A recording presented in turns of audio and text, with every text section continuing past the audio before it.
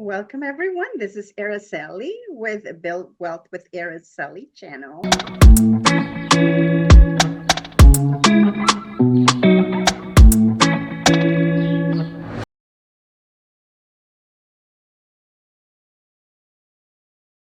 And I have a very special guest today.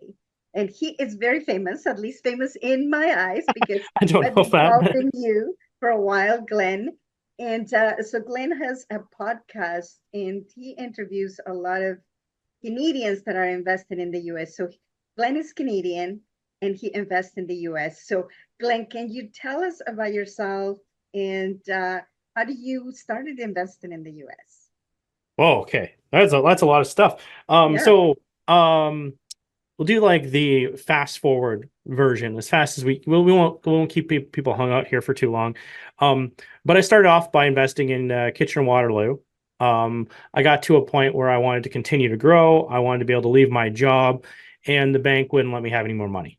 Um, How long ago was this? 2015? Hmm. No, yeah, 2015-ish. Yeah, so about 9 years ago, maybe, if something Yeah, like that. I know how you feel. So banks in Canada are not very friendly that way. So Yeah, so they weren't going to give me any more mortgages, and the other part of it was I was self-managing. I was a property manager, and honestly, I'm not very good at it. I know what my strengths are. I know what my strengths aren't, and I trust people when they say they'll bring the rent next week. I just assume people will do what they say they're going to do, and I ended up at the landlord-tenant board all the time. All the time because people don't always do what they say they're going to do. I like to give the benefit of the doubt, but um, yeah. Anyway, so that's sort of back in that time frame. Podcasting didn't exist the way it does now. There wasn't like a million channels even out of Canada about real estate. You wanted to listen to a real estate podcast, they were like American shows. So I listened to a lot of American shows and I made a lot of notes. And that's where episode one of my podcast came from, was just like it's basically a summary of my notes.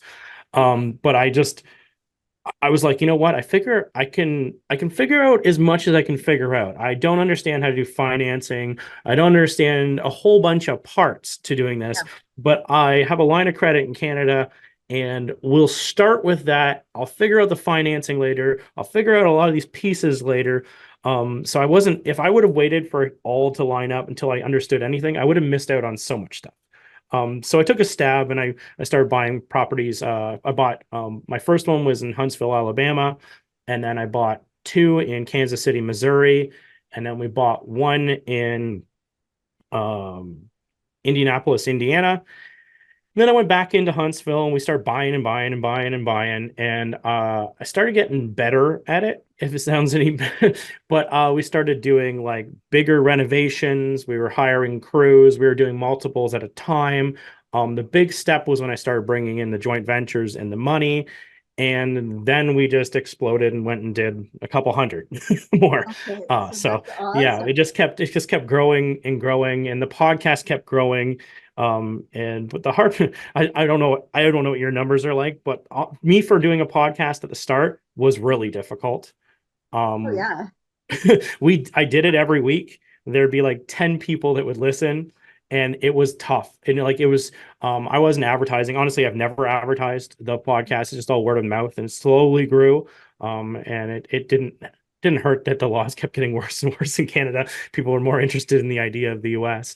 Um, but anyway, it grew, and now we do 4,000 a week. So it's really picked up substantially, right? So Oh, that we're that's awesome. Well, I do have hope because mine started not too long ago, and I'm starting to pick up a little bit now, more. So I know exactly what you are, what you went through.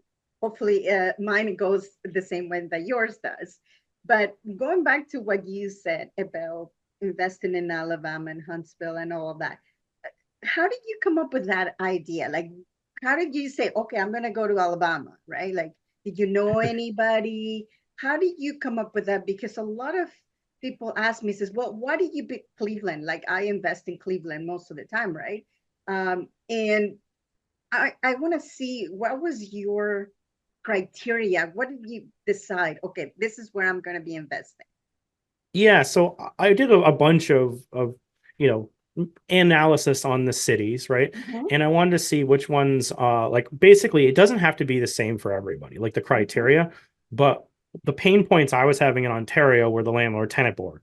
Yep, So where I wanted to invest was a place that was going to be landlord friendly, where I could do an eviction within 30 days, right? yep. I wanted to be able to raise the rent when the market dictated that I could raise the rent. I just didn't want to have to deal with all that stuff. So it started off, you do your basic search and you go, where are the best places to invest in the United States on Google, right? And then you Yeah. get this list of like, well, a lot of them are top five, and then there's a top like, and then you start looking at them and you're okay, what will these properties actually cash flow in these markets? And is this actually going to be make sense to work in these markets? Mhm. And so a lot of it, I started off with, I had the list, which I compiled to about 15 cities that were back at that time the best or considered the best, according to Google. And then I just started working my way through which ones wouldn't work. Like some of them, you're like, well, that city's way too expensive. And the rent to value ratio isn't going to work there. And I just started like which ones, and then I got into looking at Alabama, for instance, and I was like, oh, well, there's three major cities in Alabama: Birmingham, Huntsville, and Montgomery. And I was like, and there's Mobile at the bottom. But anyway, basically four, I guess. But really three that I was considering. And then I came down to like which ones are growing, which ones have industry coming into them, like which ones, if I don't do this correctly, which will just naturally come up. I would like to do this by forcing value, doing light renovations at the start, and I now got into doing major renovations. But what if I don't do anything? Which ones are going to bail me out? Just by the natural appreciation, and so that's where it kind of came down to. And at the end of it, I was down to three cities that I really liked. Um, kind of, oh, really four. I was looking at Jacksonville, Florida. I was looking at Indianapolis, Indiana, Huntsville, Alabama, Kansas City, Missouri, were at the time my favorites, right? They had really strong markets. They had big industry. They just offered free land to Mazda, Toyota. They're building rocket engines there. That they moved the plant there. Amazon. It was a lot of stuff going. If you went Birmingham, they had Mercedes. You went over to Kansas City, it was like FedEx. So it was like there was big employers that were bringing in military bases and Air Force bases, which bring in a lot of people too, and actually are the best tenants you'll ever find if you get close to a military base. There's a little tip. But um, basically, it came down to those, and that's how I just went, okay. I was down and I couldn't really decide between them, right? Which way to go. So I picked not the right way. I picked Huntsville, Alabama, because it was a 30 or 40-minute drive to get to Nashville, Tennessee. And I thought, if I'm doing business down there, I can go to Nashville, stay in Nashville, and commute down to Huntsville, and then that'd just be an enjoyable vacation trip, a workcation, right? Yeah. So I kind of put it that way whenever I got down to the finals of where I wanted to go. Kansas City was a little colder. Indianapolis is slightly colder. We're not fairly similar to Huntsville weather, right? It's northern Alabama. Yeah. So So, yeah, so now, after that you decided where you were going to invest, what made you like, did it work the way you wanted it? Or it didn't? How do you started scaling after kind of you picked up a place? yeah. No, that's a good question because a lot of people do ask me like, um, how did you scale this? How did you grow this to what it's doing today? And the honest truth is, people like, well, maybe it's two different questions, but the other question is, when did you start investing in the U.S.? And they think it's the same thing, and it isn't. No. So when I was doing those cities I've mentioned so far, we weren't doing the scale volume that you can like leave your job on. We were doing I have a line of credit. I can buy a house with a line of credit and renovate it, and we can turn that money three times a year, right? Like, use the same money, do burrs, and turn it three times. And you're like, and that was kind of the level we were at. It really wasn't until I got into working in Ohio, where we really started to scale. Like we went into first into Dayton, and then we've done basically all those cities. Literally, I'm pretty close to all the cities over on the west side of Ohio. So the Dayton, the Toledo, the Middleton, the Miamisburg, the Middleton. Anyway, I'm not going to get into Xenia and New Lebanon, all those little towns all over the place, and the cities over there. And we even stretched into Michigan a little bit. But what it came down to is off the start, you're still an investor, but you're not running a business, right? So a lot of it, you're doing the projects, you're generating income, it's going well. But if you think about it, you think that you could take that same system and make all of a sudden just flick a switch and do 10x on it. But you'll find that you are going to kill yourself. So you honestly it didn't come down because honestly, that's how it happened for me. You started to go and you're like, okay, now we're doing 10 projects at a time. And you're like, whew, this is getting intense. And then you're like, okay, now we're doing 20 projects at a time. And you're realizing that you have to build systems. And that's the most overused term ever. But what you need to do, if you just forget the word systems, is you need to break it down to how the whole process works. So when you want to go buy something, I have a checklist. These are all the things that need to get done. And you just live off of checklists. When I want to close a property, this is what the lender is going to need. This is what the title company is going to need, or attorney. This is what the insurance company is going to need. And you have the checklist. And the checklist, as you do them, you'll start off with like, oh, they need this, they need this, this, this.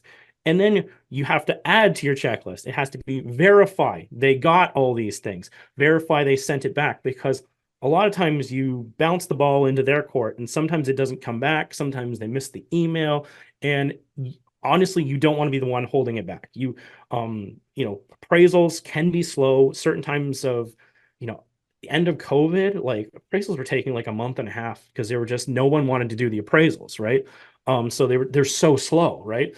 So in that case, you don't want to be the bottleneck. Like anytime they ask you for stuff, have it ready.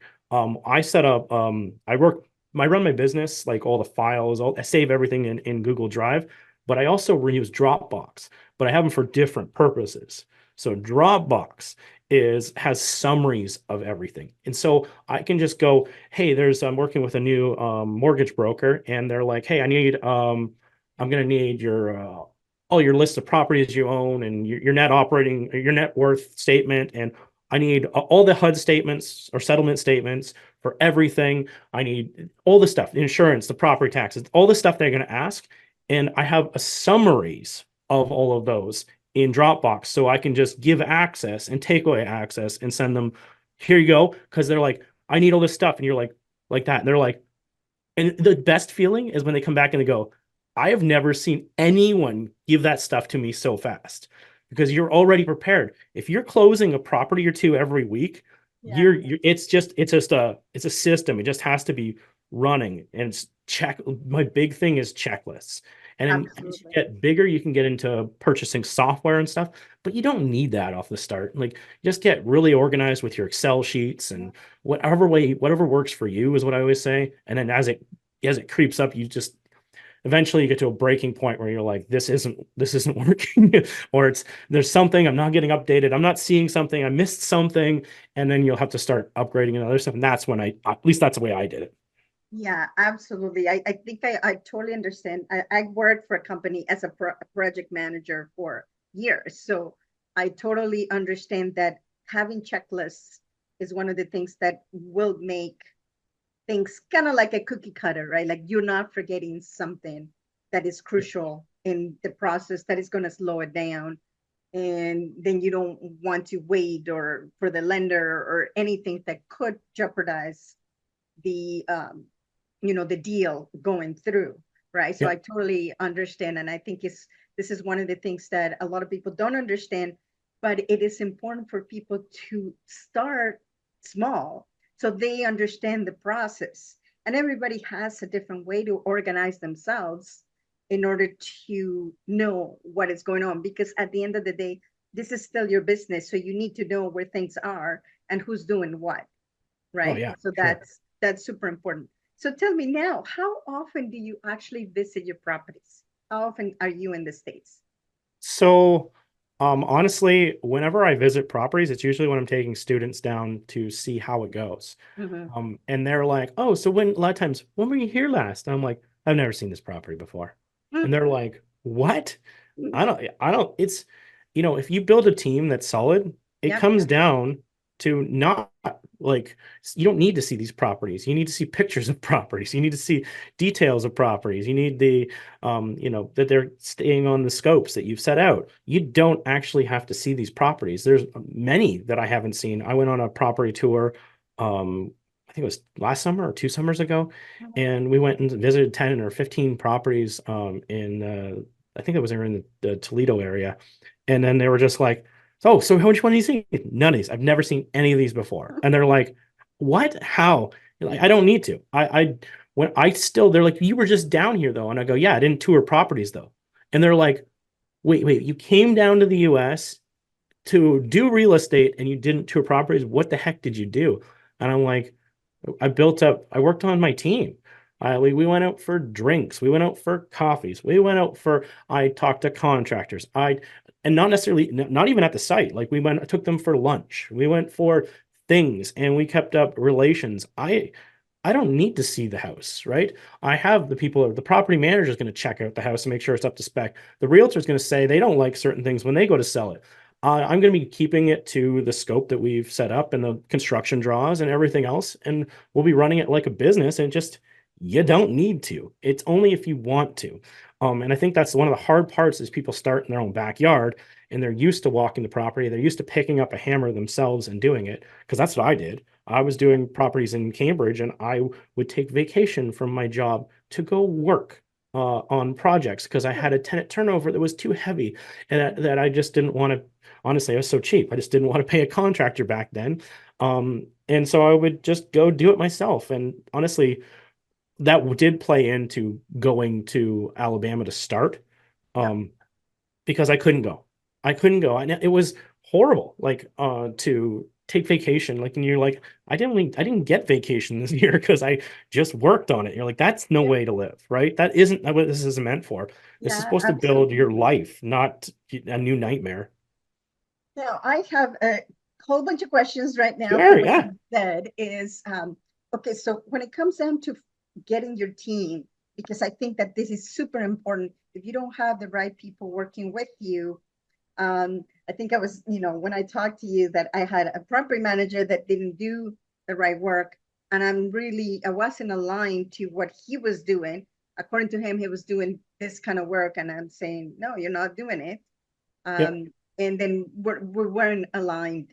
And I think that that is very important uh, to me. And, and many people say that real estate is really about the relationships that you create. Yep. Um, It is. so tell me about your team, how you went about getting the team that you have right now. Yeah. So even the team I have right now is ever changing and ever growing. Like last year, like 2023, we're recording this in 2024. I went and decided, like, my property managers, my contractors, they or more, not the property managers so much, but the contractors only have so much bandwidth. So we moved into uh multiple new markets that we weren't working in before. So I'm constantly setting up teams. Yep. But it's the same thing because it is setting up the business. And so it's a setting up, going through the checklist. So what I do is I have, like, when I interview a property manager, for instance, I have a whole list of things that I need to ask them. But over time, I've gotten tricky about it because you, if you ask people questions that are close-ended, like yes, no questions, if you say, "Do you screen the tenants for a 600 credit score?" They all say yes. If you ask for, and you don't get the information you're actually looking for. And so what you need to do is ask questions like, what is your screening criteria for this neighborhood, because sometimes it's different, right? Yeah. Yeah. Because you go into certain neighborhoods, you can't say, "Oh, we need 750s," because those people don't exist in that neighborhood, because if they did, they'd own the house. Mhm.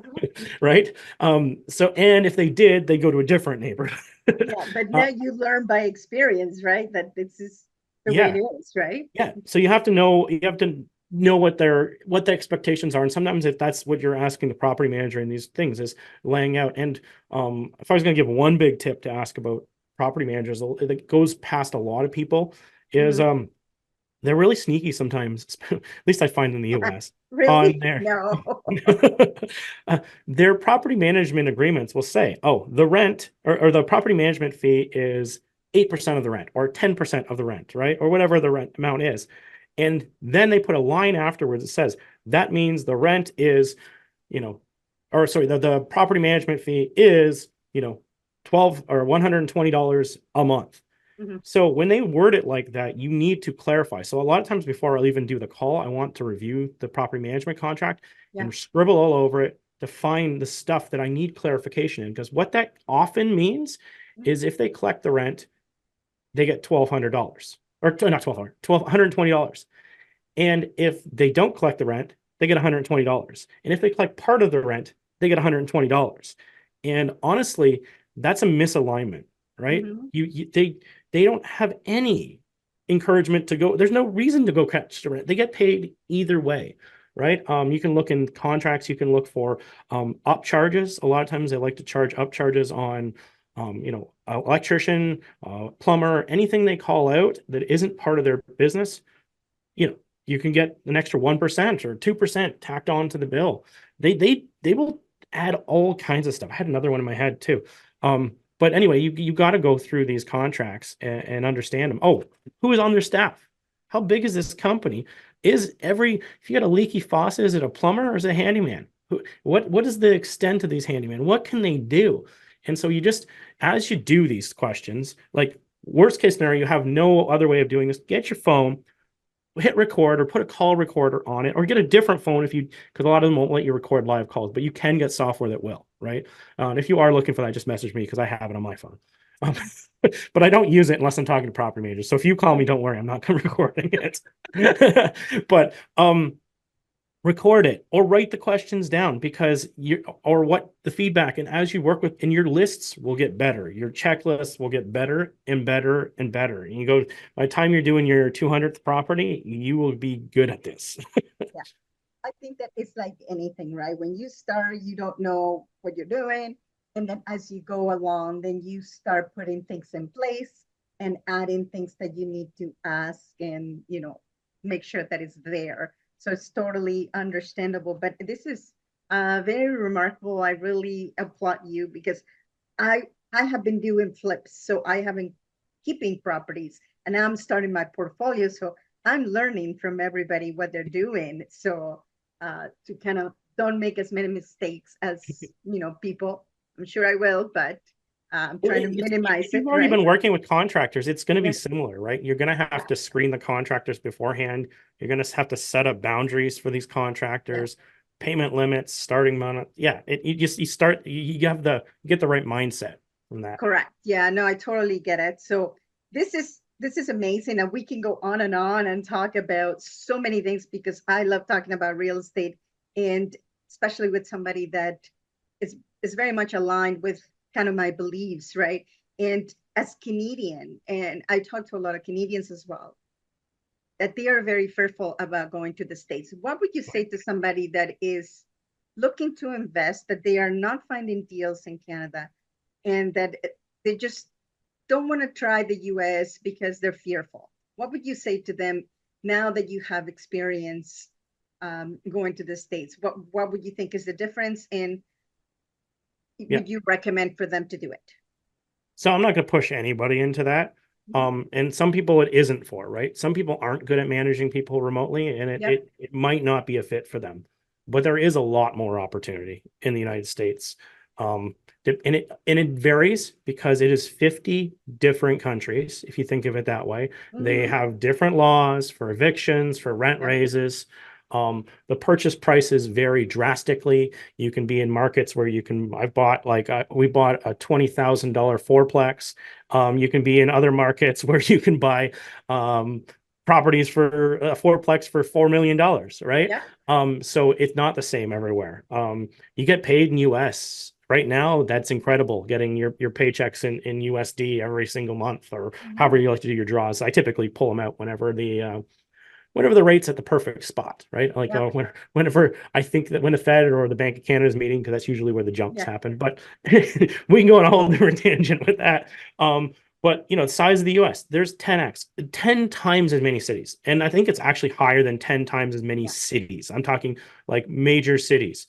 And that's one of the hardest things to figure out is where are you going to go because there's so many. So, and it's not if Arcelia or myself, we tell you where we're working, it may not be right for you. Like you might want a beach town in California because you don't care about the, you know, landlord laws for tenants because you're going to do a short term or a midterm rental. So you get around it, right? Depending what you're doing, there's different opportunities. And some people, they've been so used to working in Ontario that they're like, literally everywhere works in the US because the laws are going to be more in your favor there, right? I don't know if you've talked about this on your podcast before, but public records is so, so awesome. You can look up who the owner of the property is, what their home address is, what their business address is, what the property's address is, what they bought the property for, what mortgage they registered on the property. Like, honestly, you want to do creative stuff. You want to negotiate a sub two or a lease option as a purchaser or a contract for deed or anything. If you know all their numbers, how much easier is it to negotiate? I like to sit down, figure out what is which strategies would work because not always the sub two works, right? Everyone's like, oh, sub two is everything, but it doesn't always work. Sometimes you're like, it doesn't even cash flow with this terrible mortgage they got because the Americans love to have super high leverage, so they like Yeah. 97% or 100% if it's Yeah, a VA for loan. sure. But But anyway, I totally agree with you. You know, when I first came to the States and I started to see that I had all the information available to me, it's so much easier for you to make a decision and to negotiate with a seller instead of you trying to go through either an agent, a mortgage broker, or even a lawyer to try to find information in Canada. It's like so secret, right? Like, yeah, uh, and in the States, it's not like that. Like, I think that that is a really great opportunity for people if they want to learn how to do it, to find the information. Because if you're not a realtor and you call them all the time to get this information, they might give you one or two, but you know, when you are really doing analysis, you're looking at hundreds of properties. You really right, want to learn how to do it and find the information yourself instead of trying to depend on somebody else to do it, right? yep, Especially when you're not going to give them business. yeah. There's always the other side of the coin too, right? You always have to remember that if it's all public record, your information is public record too. Yeah, So depending on if that is important to you, there's a ways to hide that yeah, information. So some people that's important, some people that isn't important, and some people like I will get that later and I'll add a blocker co in there with the, you know, Wyoming or yeah, Delaware or something. And but yeah, it's what your preferences are, right? And it's good to have like a Sherpa or a guide to help you through all this.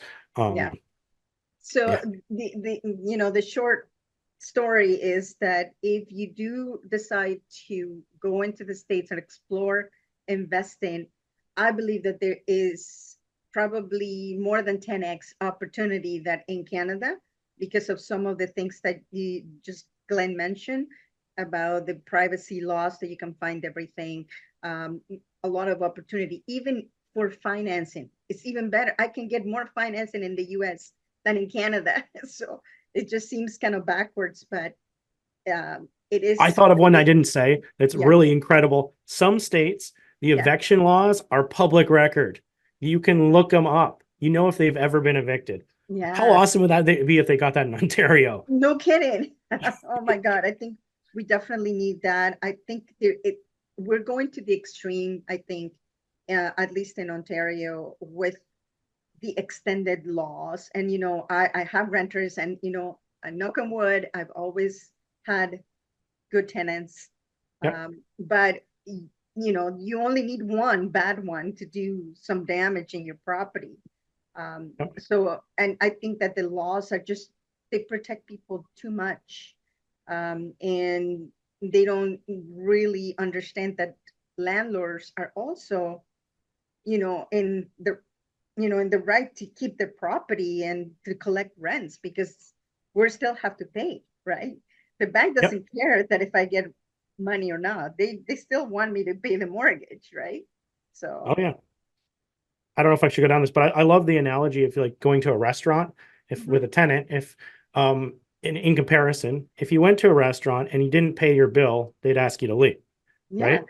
But in Ontario, if you go to a restaurant and you don't pay, you could stay there and continue to pay for continue to eat their food for 6 months, yeah. and that's okay.